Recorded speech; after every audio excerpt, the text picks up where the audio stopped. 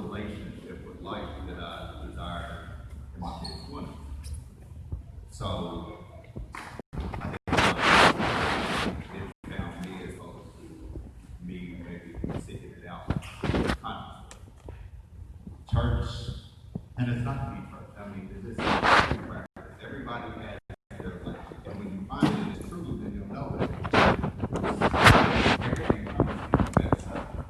So,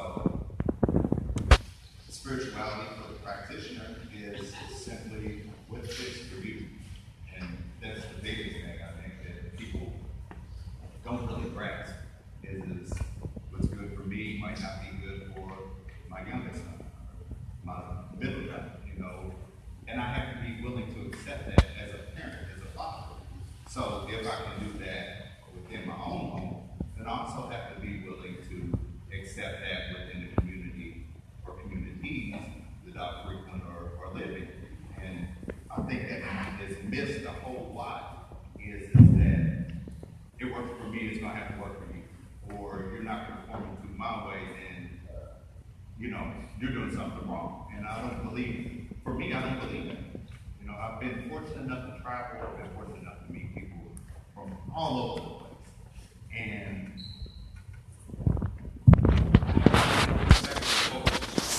where they come from. And I feel like I can always learn something from it. I think maybe in all shades and colors and from different ethnicities, in order to spark that interest, so we get to know each other. Not to separate us and for us to be in our ego as to what's right and wrong. And goes out, Pastor Mark would be able to say. In my understanding, the church is a symbol of the body. And I think it's kind of like whatever's going on. I think we get the misconception that whatever's going on almost inside the church is not going on outside the church spiritually. Whatever spirits are outside the church that are possessing the people in the community is the same thing as possessing the people inside the church. So you can't separate yourself if you're in the church from the people outside the church. So I think that's a key thing.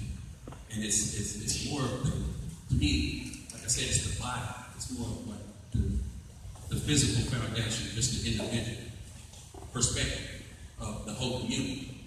So as far as the physical, you're saying, okay, the building, is that necessary for everybody to frequent to find spirituality? No. You know what I mean? You can go wherever. The experience you experience is the spiritual side. So that anxiety you're feeling like you spoke of, that's the spiritual side. That's the experience coming. You're going to get that wherever you go, whatever it is that you do. You don't have to just go in the church building. In the church building, you have the rituals that go along with that understanding. So some people are carrying on the ritual without understanding. So you sing songs, you get excited.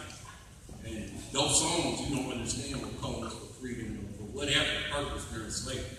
That's the nature of the church. And so you could escape the harsh reality of slavery. And that was coupled in with the spiritual part that was separated from the church. So you're still doing the same thing, but you're just calling it by a different name. And I think the community aspect brings all that back together. The spiritual aspect brings all that back together. The mental, the physical, the spiritual, they bring all that back together. If the church gets back to the original ideas, then you'll be able to direct. If it's the Christian church or whatever, you'll be able to direct the energy. You'll be able to direct Jesus' with. You'll be able to direct the power instead of just praying for self-reliance and freedom and not knowing what entities you're actually asking for. Does anybody have any questions?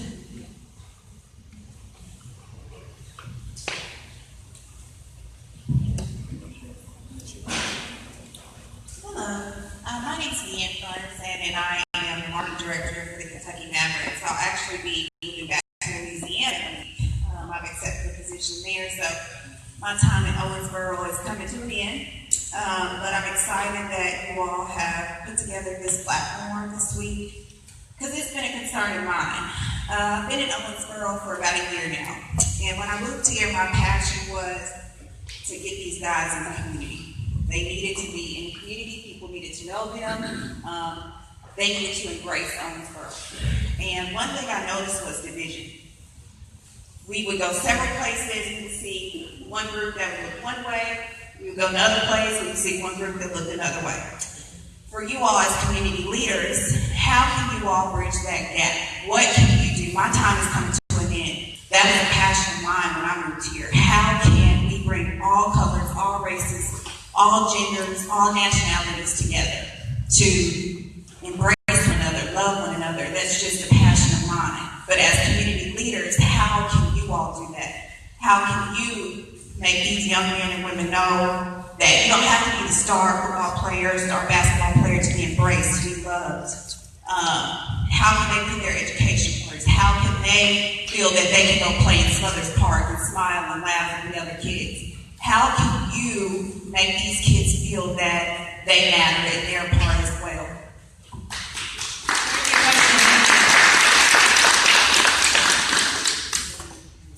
Chief, would you like to start with that?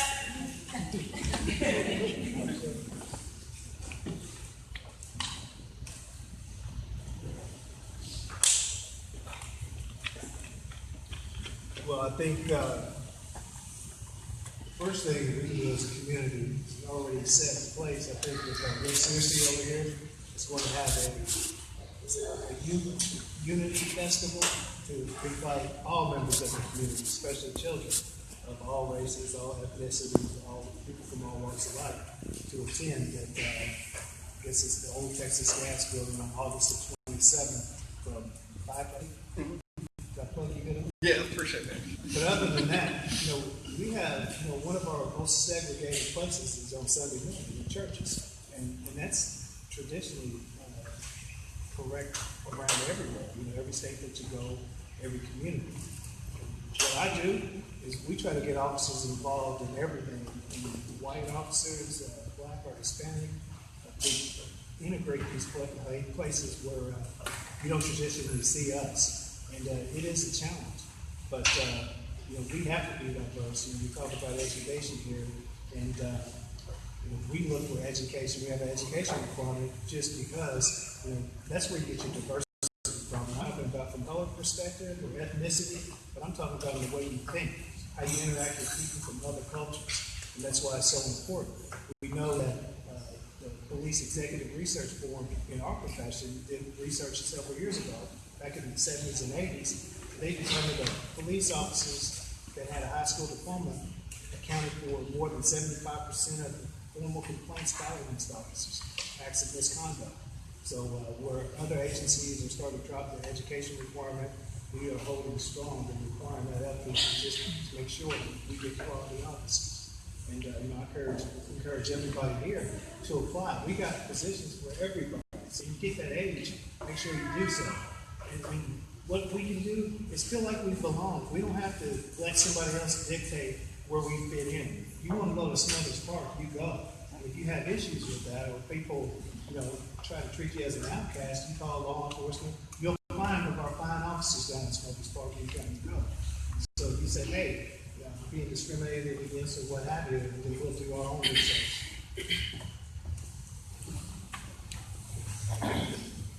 I just want to say that I think the city of Owensboro and the county of David needs to be more diversified. And if we can get it to a point where we can diversify, if we can get it to a point where we're more diversified, then our role models will be there for our students and for our young adults.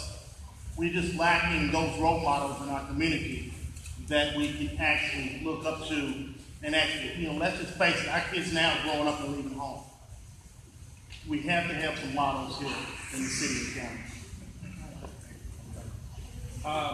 And it's going to become a bigger challenge. I was talking to somebody the other day, and the number of immigrants from groups, the Burmese groups, we have a Somali population coming in here, we've got some Cubans coming in, and a growing Hispanic population. The actual critical key is, and I think we're very guilty of this, a lot of the major institutions like OMU, like the fire department, are not diverse enough. And I've spoken to that, as has Commissioner Smith, right? We believe that the people who work for your city and your county should look like you, and they don't. And that's something we need to work on as well.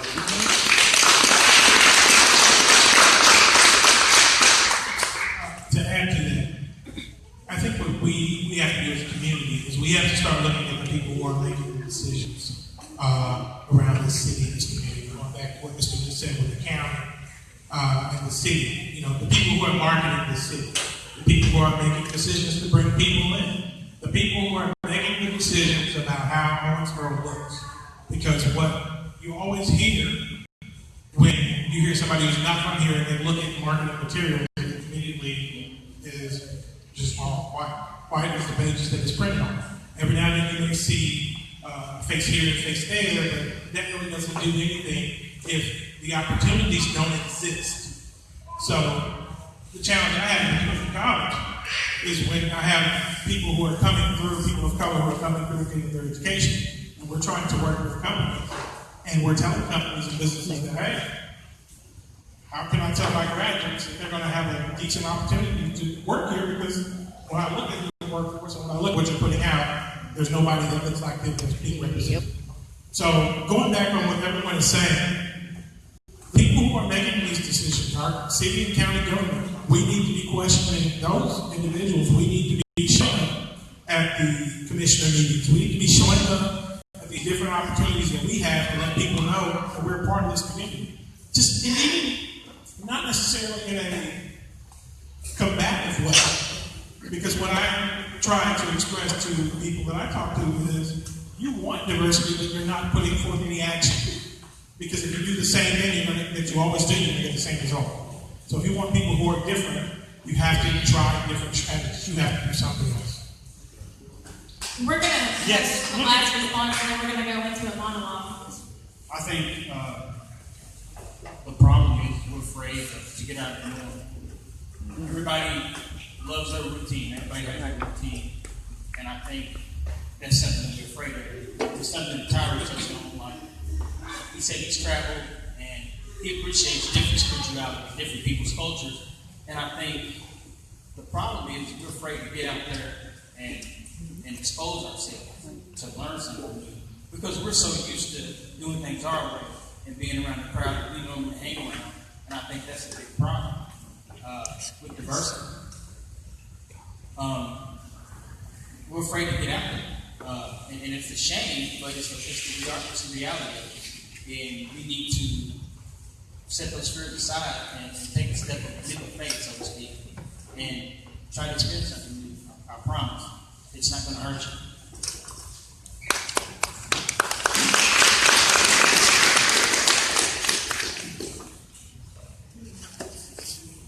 Pastor Ray? You want to change the culture and the dynamic? Vote.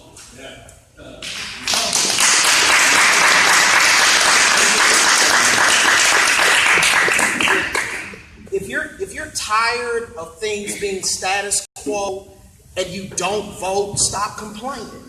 And I think the greatest issue that we have is that we'll talk about it, but it piggybacks off that whole idea of being comfortable.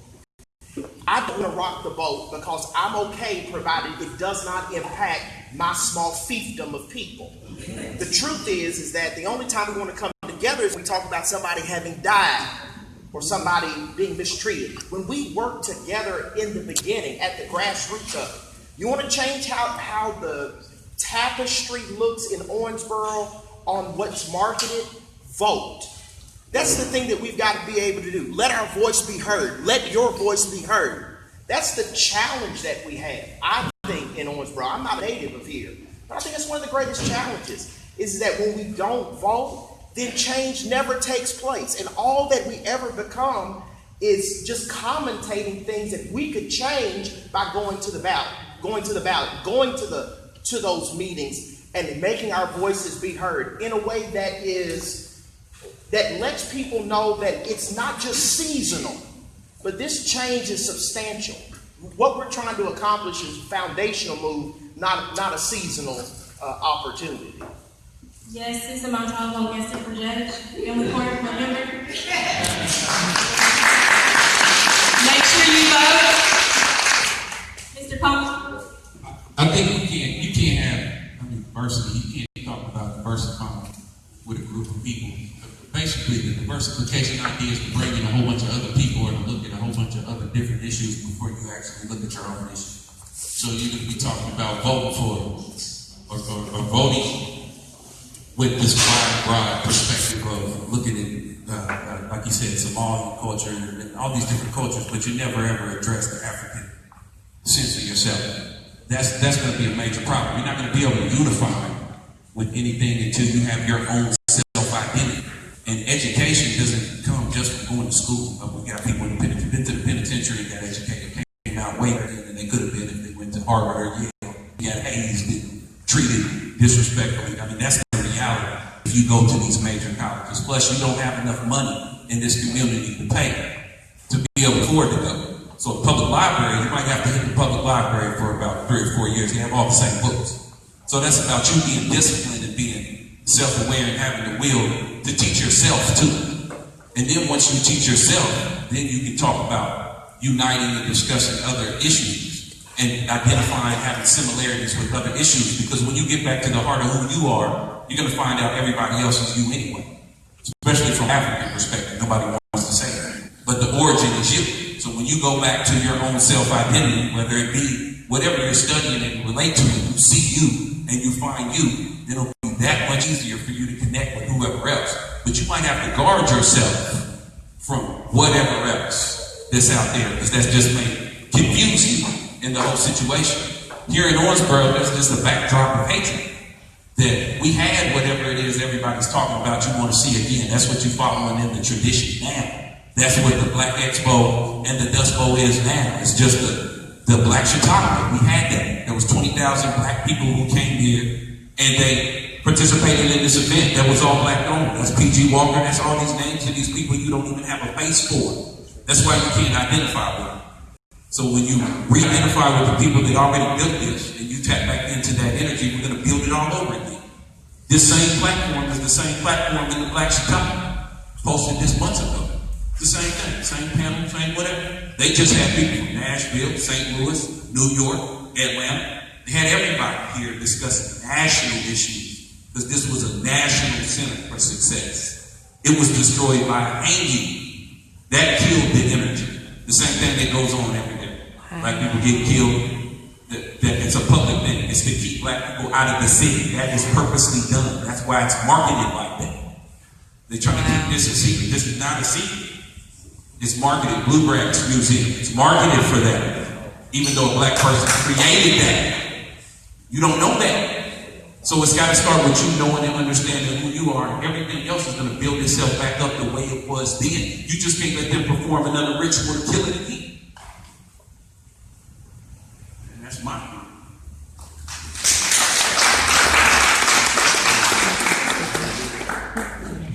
My name is Linda Board, and I've been in this community since I was born and worked in this community and enjoyed it. And I'm glad to see that I am happy to see the panel discussion and the leaders that are here today on behalf of our community to answer questions.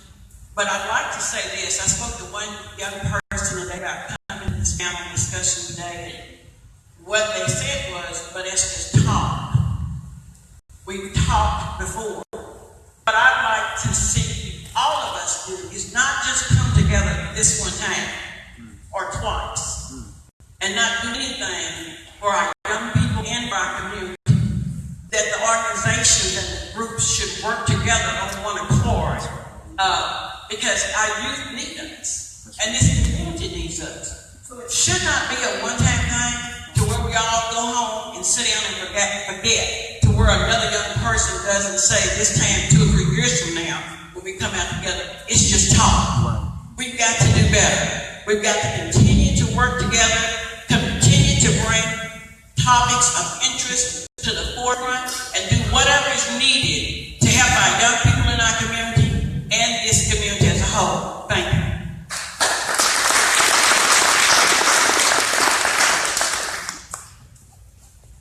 We have one other question. You can hold it. That's one thing Jared tends to bless me with, big mouth. My name's Joseph Tinsley. I came on behalf of my 2 nephews. I'm from Owensboro. I grew up here. My cultural DNA is tied to this city, to this facility. It's come all full circle. I lived here. And it's just interesting to see, and I wanted to say this to let the young folk know, that man sitting right there in the middle, Mr. Walter Lee. He, along with, God rest his soul, Mr. Grant Talbot, a high school coach, and others, saw a kid that wanted to have an opportunity to go to college, play basketball, so they got on the phone. Called Coach Pride in Augusta, Georgia, pulled money together, put me on the bus. And when I tell people about my town, I didn't want to embarrass him. I didn't want to embarrass Jerry Tinsley, Mr. Talbot, because I owed that to the city. And because of, I'm letting you know that people on this panel can help. I'm one of them.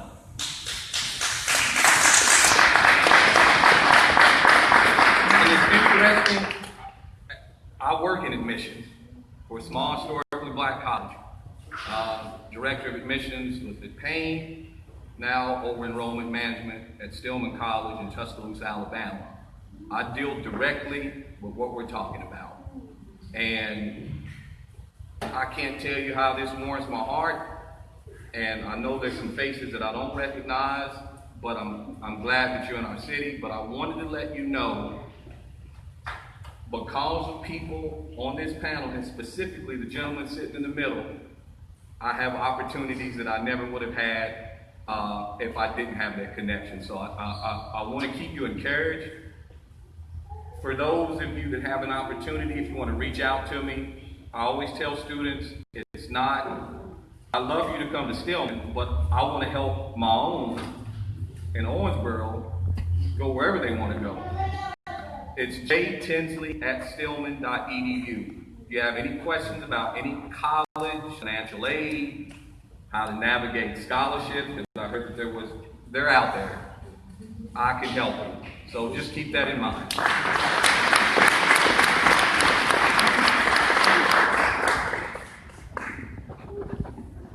Next, I'd like to introduce. It's okay there? My name is John Rogers. I play center for the Kentucky Mavericks. I got a question for the police officer. Anyone can chime in if you want to. Everyone watches the news. A lot of y'all been in bad press. Just be clear for some of the older people and the young people here how to handle and encounter what police officers say for a random traffic stop, or say we walking out and want someone to approach you. What can we do as citizens to prevent anything go too bad?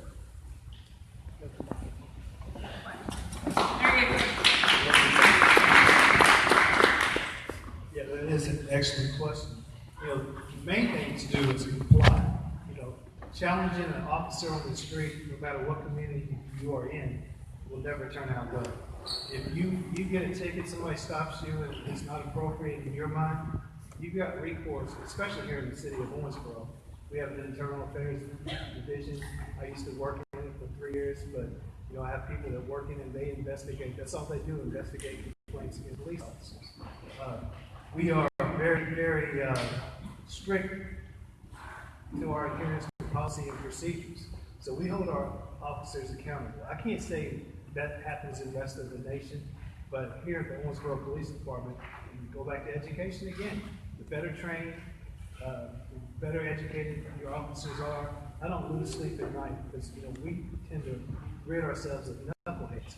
Some communities, they don't accept that. They think that police officer says you did it. You truly are innocent, you're proven guilty. You're not going to adjudicate a situation like that on the street. So if an officer stops you and you think you did not have probable cause or what have you, or she arrests you, you challenge that. You got a court date that you can go, you get an attorney, a public defender, or whatever. You can also file a complaint with the police department. We will investigate it, and I assure you and everybody else here, if our officers are wrong, they will be dealt with. And I think they'll attest to that. They've been around long enough. Not that they've been in trouble. Can I just piggyback on?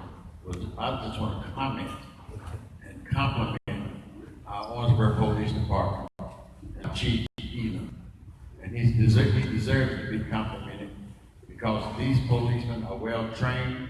They have about 23 weeks of training before they need to go out on the street. And when they go out with another policeman.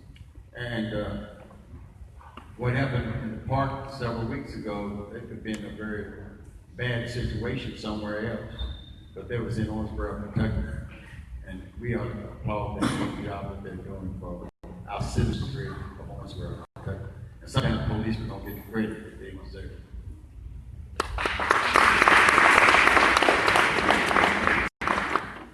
Okay, at this time, I'm going to introduce London Randolph, and she has a monologue.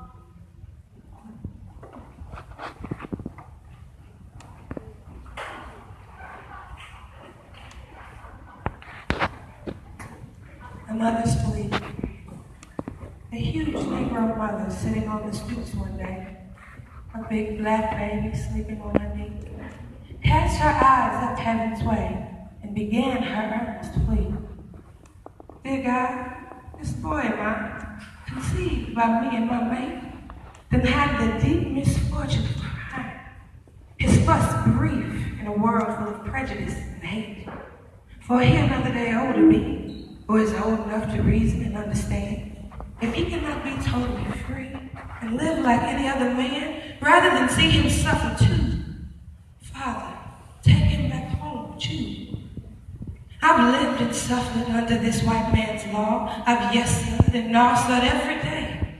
But deep in this baby's eyes, I saw that old craving to be totally free in every way.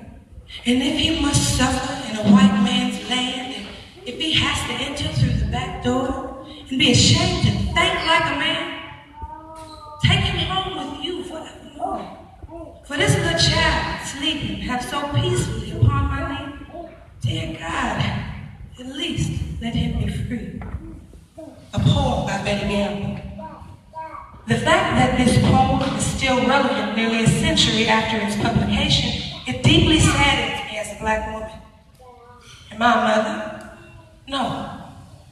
But I have brothers, sisters, parents, grandparents, nieces, nephews, cousins, aunts, uncles, friends, all of whom are brown like me.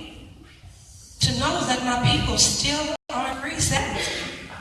To know that it could have been me or someone I love could have been killed by the very hand that have sworn to protect them, all because of the tone of my skin. Still threatening? That saddens me. Someone once said to me that the Black Lives Matter movement was just throwing grace out there to get attention or to start a war. But that's not the case at all. We are fighting to end this war. My people have been casualties of this war against us since we set foot on this land as slaves. Even when we were free, we were slaughtered on a daily basis. And even today, when color isn't an issue, our families continue to be ripped apart, whether they're herding our men to the prison system or gunning them down in the street. The American system has kept away the value of the black man's life. No one is trying to get attention. We're trying to stay alive. No one sympathy. We want unity. How would you feel if you had to have a talk with your son about exactly what to say or where he should put his hands when speaking to law enforcement? Because if he doesn't do it just right, he could die. Imagine being the mother of the child who was gunned down for getting a snack from the store, or whose child was just playing with his toy. Or what if you saw your fiance murdered in front of your child? How would you explain to your baby what she saw? I just want my people to be safe. I want the American dream to ring true for everyone, no matter how dark my skin is or how kinky my hair. But I'd ask you, just as the great Langston Hughes once did, what happens to a dream deferred? Does it dry up like a raisin in the sun? Or fester like a sore and then run? Does it stink like rotten meat? Or crust and sugar over like something syrupy sweet? Maybe it just sags like a heavy load. Or does it explode?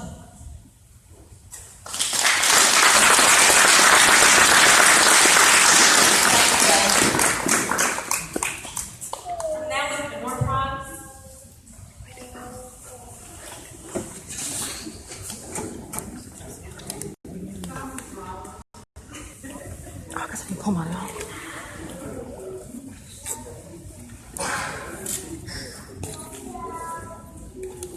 Ready for the next one? It's 6310025. Lucky winner.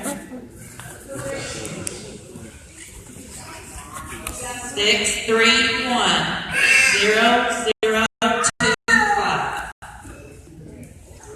Come on up.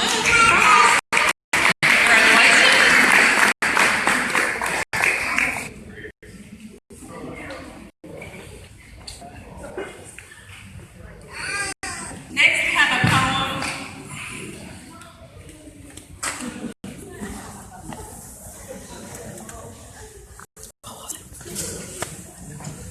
Well, we're going to open up the audience for questions. Does any audience member have any questions for the panel? If not, we're going to go to law enforcement. What is the procedure if someone is trying to file a complaint on a police officer? What procedure would they go through? If you have an issue with any of the officers, If you'll use the microphone and talk into it. if you do have an issue with anyone, you can come down to the station. You guys should call in at 270-687-8888 and talk to someone, talk to a detective, talk to one of the supervisors. But you can come up to the station and file a complaint, give your name, the officer's name, and then they'll put you through the proper channels if you do have issues with anyone. Thank you. And do we have any questions? Just to follow up on that one, what if you don't have badge number? Can you still make a complaint? Yes, I mean, we track all of our calls and we would trace down who actually responded to your call and made the tracking stop.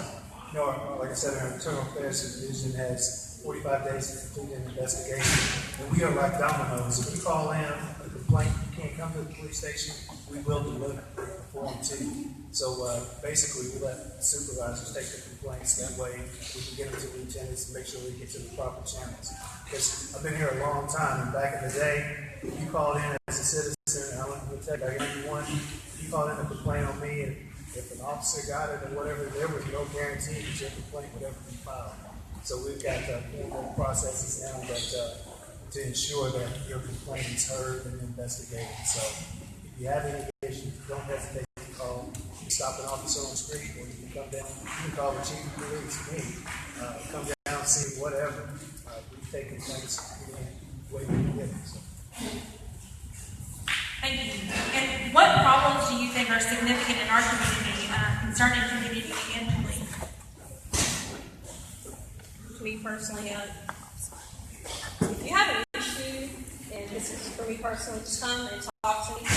You know, one thing I did pride myself on is being from here. I feel like I have a good rapport with a lot of people in this area, not as much as Hunter does, but I honestly, and I don't know, just because I haven't been back since I've actually moved away, I don't see too many issues as the bigger cities do have.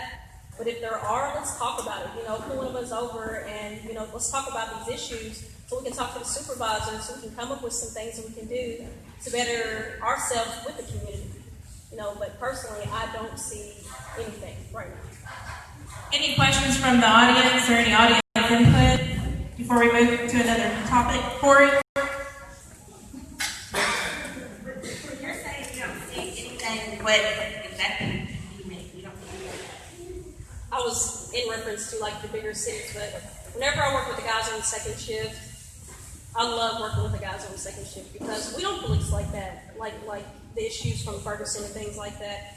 I'm sure that there are problems, but that's just what I'm referring to. You know, like you're not going to get stopped randomly. You're not going to get pulled over for no reason. They're not going to talk bad to you, you know, for no apparent reason. There's going to be a reason to the stop.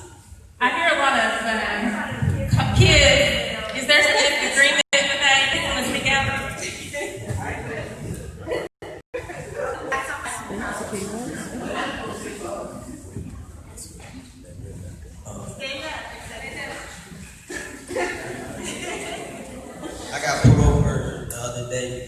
said I look too young.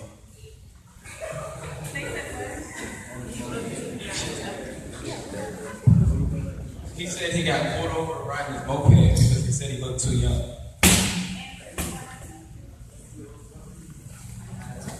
He had a citation. And then on his citation, it says he got stopped for getting someone a helmet. So, you stopped for look too young, or you stopped for didn't have a helmet, or did you get, once you got stopped, you found out how old you really were, they switched you to didn't have a helmet? Like, that's the thing that's gonna let me know if they don't understand it. I didn't really get flow. After. Yeah, I'll answer that question in a couple of parts.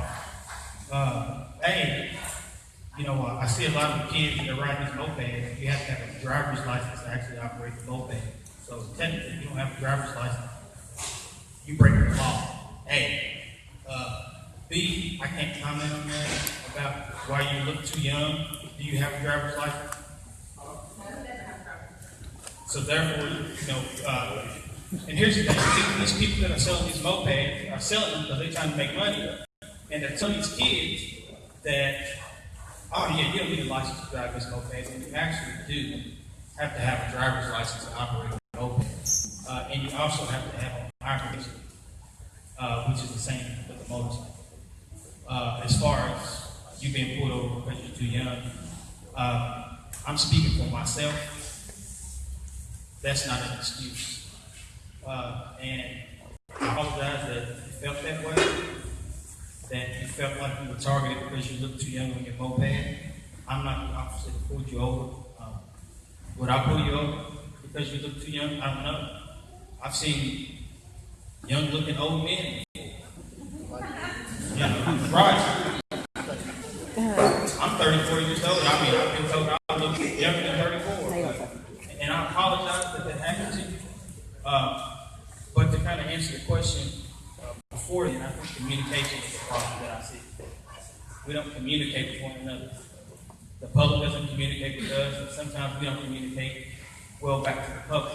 And that's something that this panel is well needed, because this is the first step of communicating with one another. And you're right, Corey. I know you. I've seen you. I've watched you grow up.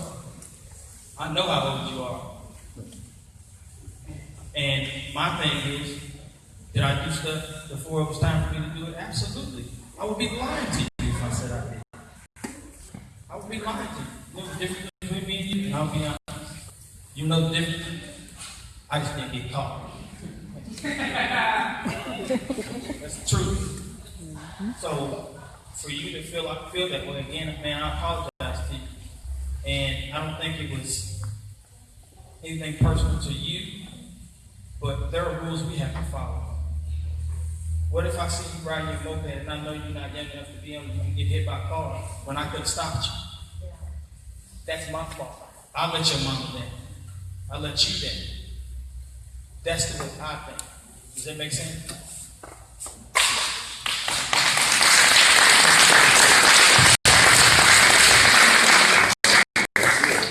Situation where me and some friends walked down 10th Street and we was about to go to the Dust Bowl, and we was crossing the street. We was crossing the road over there, and then a police car rolled by. And it was like a K9 car, and the police started yelling at us and telling us that we're not allowed to be in the street, yelling at us, telling us what we're doing in the street. And then when he was finished, he started yelling, "All right," and we was just staring at him because he was randomly just walked across the street and he just pulled up and started yelling at us.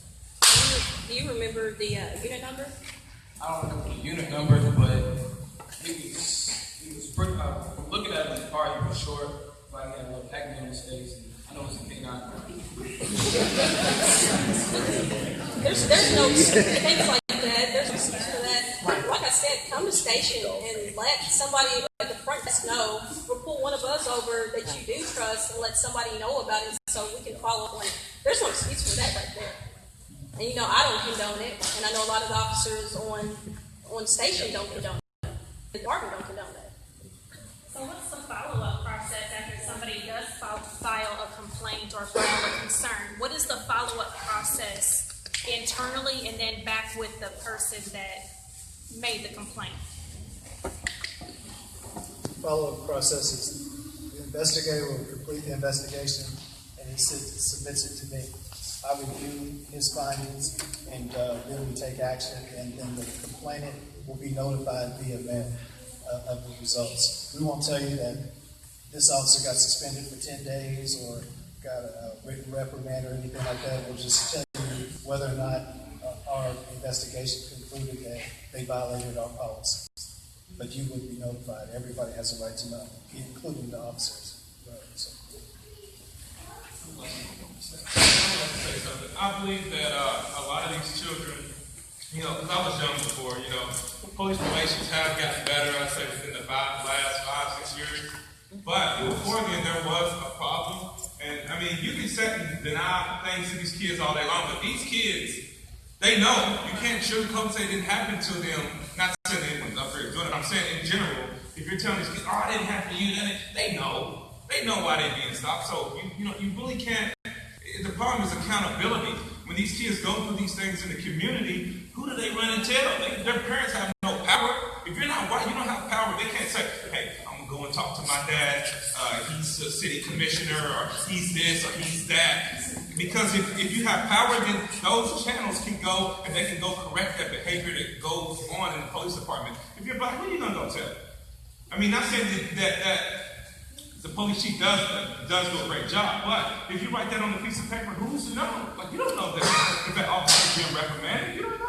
They just told you don't know. So that's just a false sense of hope. So kids are like, ain't that happened to them. So I'm not saying that they should, in a sense, turn up and buck the system, but when you find out there's no accountability, they're gonna buck the system and be angry and stick to chest when officers are around or stick together because they've been going through that. Their parents have been going through that. Their grandparents have been going through that. So, I believe that although, there are problems when we do have these meetings here, that they can have rapport with someone that is higher up and they can respect Art, because a lot of people don't know that he's the police chief. They don't know. So when you got to go through 5 different avenues to get to him, that's kind of unfair because these kids attention span is too short to go through all those avenues.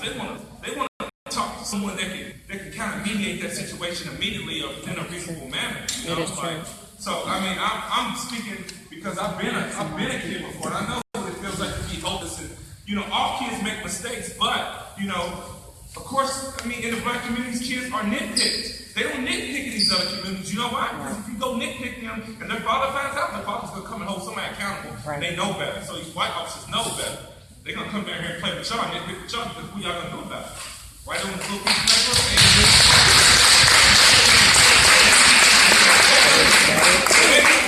You gotta have rapport with someone, because I'm just gonna put it like this. Art is somewhat of, he's the father of his officers, if I want to say it that way, right? If someone does something to you, you're not gonna go correct the kid. You're not gonna argue with the kid. That's not getting done. You need to go speak to the father. That's the father. So when you get to directly talk and cut out all those channels, but you get to directly talk to the person that can change that, then he can go and he can talk to his officers and be like, look, man, this is what I'm getting from the community. And if you guys want it to be better, you want the kids to treat you better, then you have to treat them better. You got some officers, man, Tracy Hunter and Chartez and other younger officers that are really good in the community. I've seen them.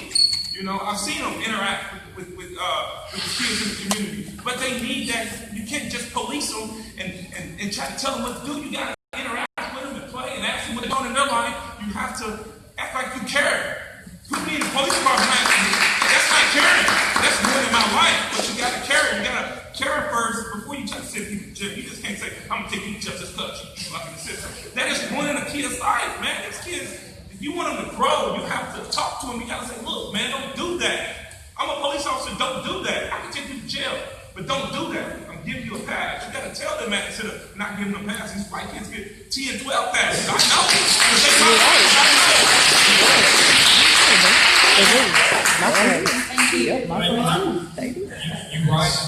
You're right with us accountability, but it works both ways. Not only do we need to be accountable, the parents whose kids need to be accountable. I'm going to tell you this from my experience just this month. July 4th, we were down at Kendall Perkins Park, and it was the annual fireworks war that they had. Myself and Officer McKinley were down there. 2 black officers. Black. One of the only few that are on the department. And there were kids out there that I've watched grow from the Neville Center that I know. Do you think that they cared that I was out there? No, they threw fireworks at my cruiser. They threw fireworks at us. It didn't matter. They continued to throw fireworks at us. They exploded in between us. I tore my quad right from my head. So when you say holding everybody accountable, what did I do to deserve that? I don't treat anybody bad. But because I'm a cop, I've been called an Uncle Tom. I've been called a sellout. But guess what? I'm still going to lace them up tomorrow morning, the morning after that, the morning after that. So right, it is about accountability, but it works both ways. That's the problem. It's not working both ways. And yeah, you're right. The black kids get picked on. I can't say that they don't. See, here's my blessing and my curse. I'm 34 years old. I didn't become a cop until I was 29. So I was on the other side. I was on the other side of it. So yeah, did some of the officers pick on me? Absolutely. Was I profiled? Absolutely. Can I say that for all officers? No. Because I ain't profiling nobody. I do what I got to do to make it home to my babies.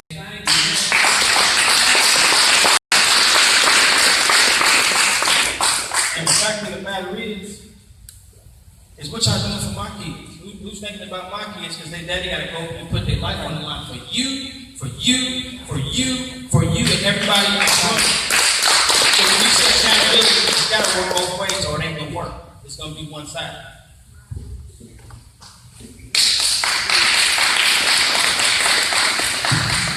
I think we have one more. Do you still have your question? Right here. One over here. I'll get her. I really just wanted to speak on like situations with the kids and everything because I know that it has happened to me. But with the kids, the accountability does need to be there. But it's a situation by situation basis. So it's like he can get stopped because he looks too young. Yes, he doesn't have a license. That turned out to be true. But what if he had? Then he can come up with another reason for why he stopped him. That's why. And then on the citation, it's something different. It's never really a straightforward answer to us whenever we're dealing with the police. It could be anything because they know the rules in their heads, so they know exactly why they stopped him, which is because he looked a certain way, which wasn't young. It was because of how he looked. And with that, it was how they looked. But there's nobody saying the kids don't know the rules. So if they are following all the rules, the cop is going to come up with something to say.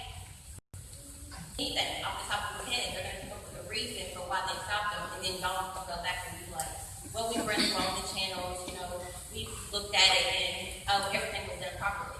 Whenever in the case it wasn't from the get-go, because it started off wrong. But the situation needs to be looked at, like, the kids in the park, they were completely out. But kids minding their own business, then what? It's just, they need to know that somebody cares, somebody's looking after them, and not the people who should be acting and say, you know, well, we looked at it, everything was out of the rule book because he wrote down the right thing. I think that's the part that hurt me the most, is that the kids that I know did things like that. Because you can ask any of them. Mr. Hunter don't treat y'all wrong, does he? Cool as a fan, correct? I'm always going to be there for you, regardless if I'm in this uniform, if I'm in my blue jeans, if I'm fishing, if I'm riding down the street. I think the part that hurt me, and you're correct, you are absolutely correct. The part that hurt me is that y'all are like my babies. I've watched all of y'all grow up. Every last one of y'all. I'm not saying y'all threw the fireworks at me. That hurt. I was mad. I'm thinking, man, how could they do me like this? Of all people, me. But then smiling in my face, oh, yo, what's up, Mr. Hunter? Tomorrow. When you tried to blow me up the night before. You know their parents. Did you go get their parents? I'm sorry? Did you go get their parents? Man, there was 100 kids out there. That's what I'm saying. For us to know. And they we might not know what our kids doing. Right.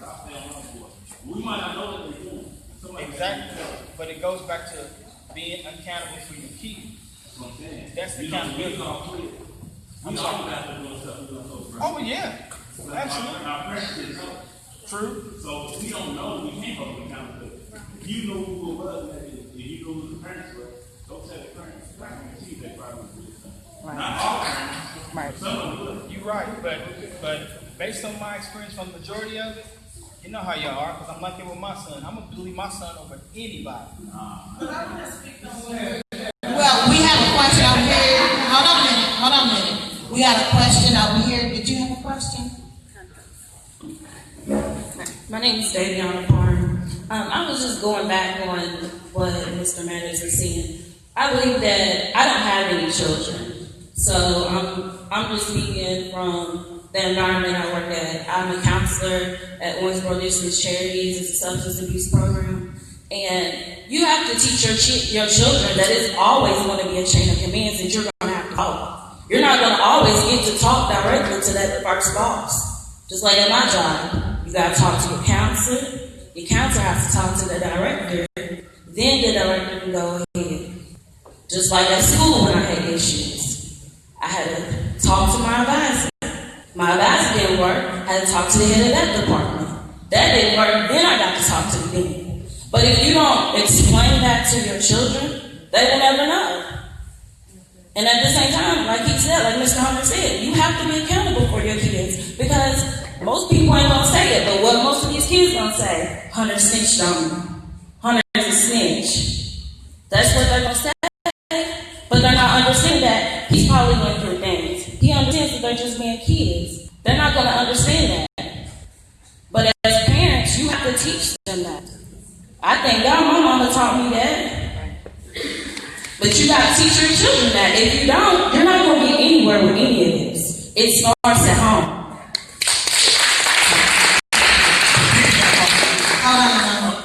Hold on. Okay.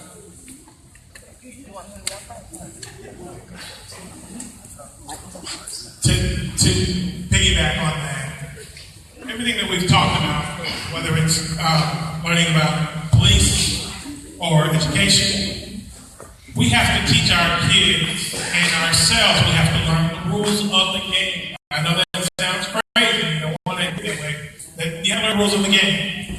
Because once you learn the rules, then you can work on changing the rules if they don't fit you. So when it comes to education or whatever it may be, my kids being treated fairly, what avenues do I have other than going out there and just getting into a big fuss and match with somebody or really being upset? What other avenues do we have for accountability? We talked about accountability, and it's going to be on both sides.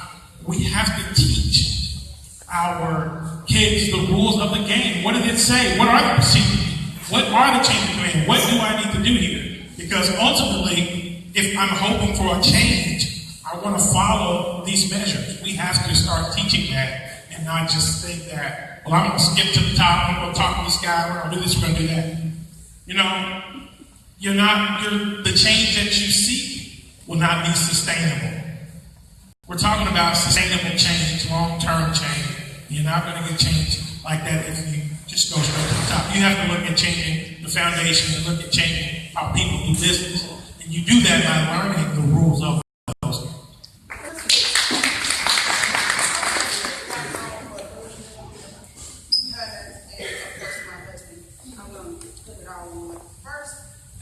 I was born and raised here. I was in the streets. We don't have unity anymore among parents. Like Bruce said, every last one of us in here knows one of our children's parents. Like her, you know, we work down here at the center.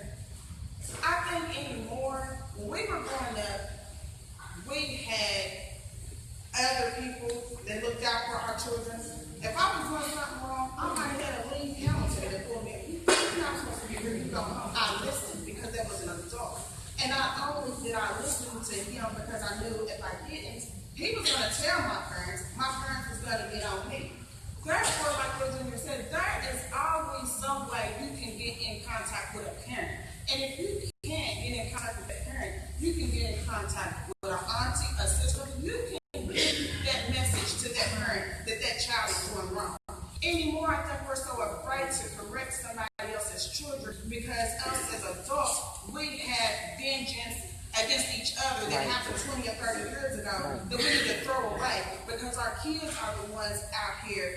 suffering because, oh, she can't tell me what to do, my mama don't like me, or he can't tell me what to do, my dad don't.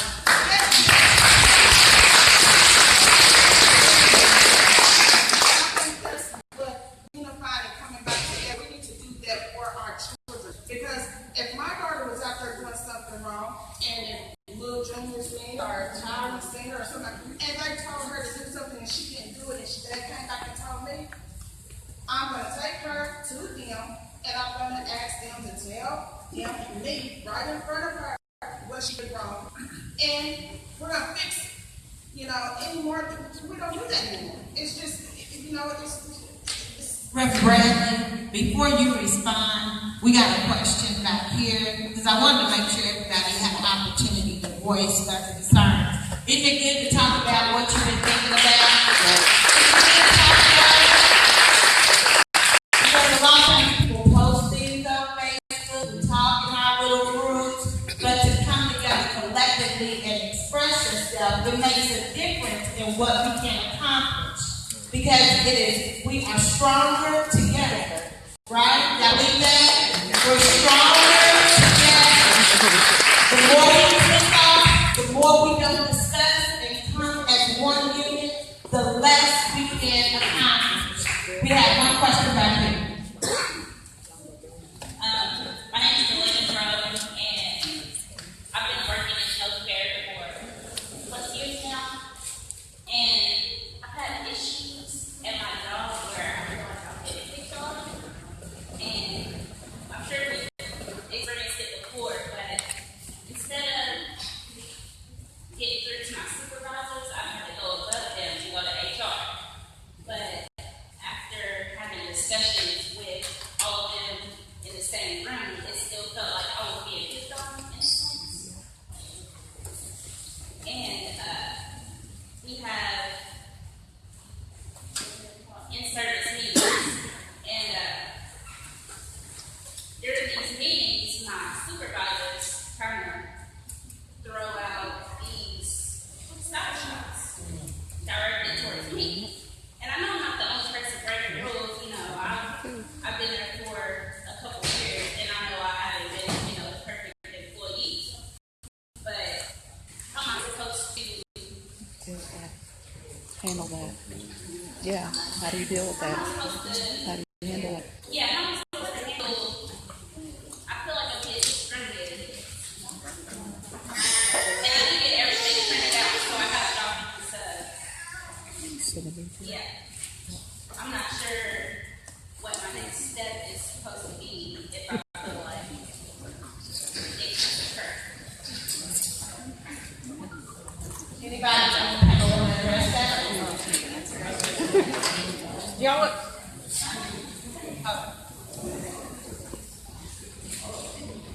Okay, this is I guess it's a legal answer, but we have Kentucky legal aid, you know what it's all about. We offer free services for any civil legal problem.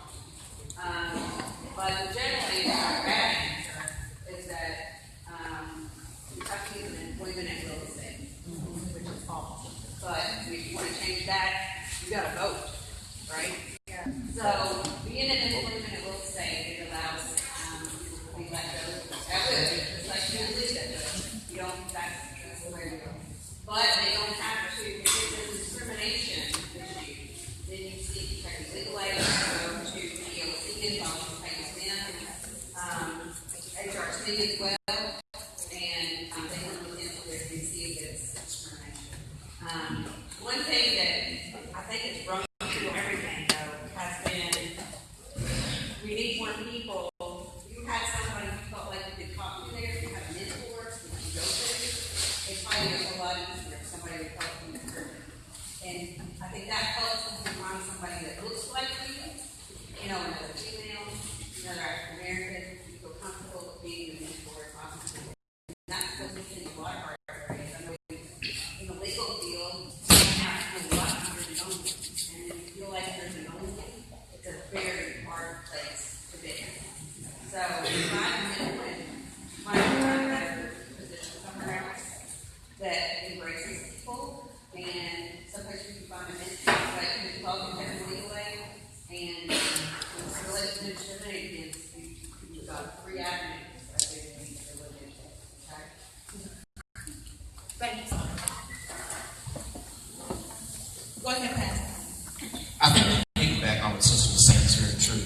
I think the issue is that we've let the village die. That we have become isolated in terms of how we communicate, what we do, what we don't do. 2 things real quick. 3 weeks ago now, I got pulled over myself, so it's not just for the young kids. I serve as a senior pastor here. I'm driving down the street, driving the speed limit. They pulled me over, the officer pulled me over, and said to me that I didn't have on my seatbelt. I've got tinted windows. I'm just being all the way out there. So it's not just, there is a fundamental issue that's across the board all the way around. And I think it goes back to the whole piece about accountability on both ends of the spectrum. I think some of the issues that you're dealing with, that you see, and some of the issues that the kids are seeing today is because we've allowed the village to die. There's no village anymore. We're afraid to tell our children to act right. We're afraid to say, do this and don't do that to somebody else's child because of what you said, that piece of retaliation, or that I got an issue with somebody's mama, or this family's got beef from 50 years ago, and the people who originally had it are already dead. Right. And as a result of that, our kids are suffering today because we've not dealt with the true issues that we have in our generation now. And so they become the product of our environment. And until we go back and look at the village, because growing up for me, I grew up in church, so it kind of goes back to this spirituality piece. For me, growing up in church and serving as a pastor, that whole particular piece of, there were certain things that you couldn't do because Sister So-and-so would get you, or the deacon would get you, or the pastor would say something to you. And what we've done is we've watered down the aspect of church, or let me make it more grand. We've watered down the relationship with God to be confined between 11th and 12:30. And the truth is, if we want to change the community, we've got to allow, and this is for me, we've got to allow God to become Lord, not just Savior in our lives. I mean, he's got to be Lord. I mean, you can't just ask him to save you and then you want to live any old kind of way. And I think that's a problem. Right. Because you can't tell kids, parents, this is, I think, where it gets to the issue when stuff happens. You can't tell a child don't do something that you're doing yourself. Amen. And you get mad at it because the teacher or the officer or somebody else is doing it, you know, that they mistreat you. Well, sometimes they learn it from us. They become the parts of the environment. So what we have to do, I believe, we have to change the conversation of community again. And community's got to come to the forefront. And it doesn't matter whether you go to Zion Church, you go to the Mountain Nation, you go any place else, or you don't go. The truth is the community has got to come back together at some point in time or another. Otherwise, the issue will be is that we can potentially see things like what happens in Ferguson or Minnesota happen in Owensboro. Right. We are one bad decision away. And let's just be honest about that particular piece. And I think if we want to avoid that, we've got to change the conversation. The community the village has got to jump back up. And I think this is a start for that village. We are going to do 2 more door prizes, but before we do the door prizes, is there anyone here that is going to enter the rap contest or the spoken word contest? We don't have anybody signed in, so that will let us know time-wise how much discussion we'll have. I think this has turned into an open discussion. We wanted to have a rap battle.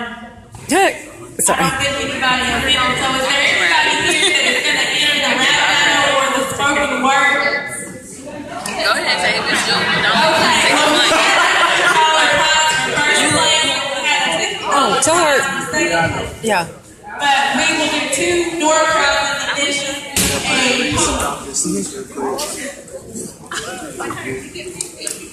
Okay. Already? Oh. 3777015. Austin, what's the way? Who wants this one? Do we have any takers? So where do I go? Make your way through the door and get on the stage. We'll go on to the next And take that mic with you. Okay. 3777015.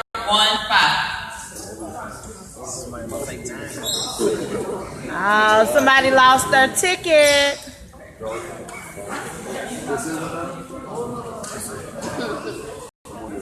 Are y'all checking y'all?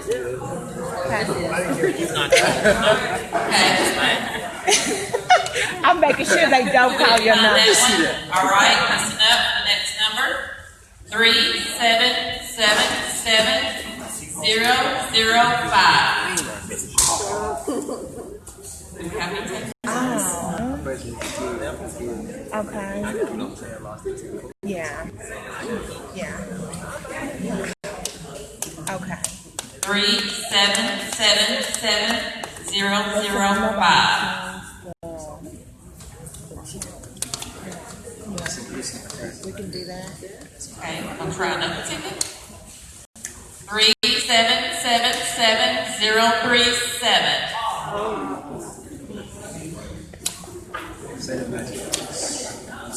037.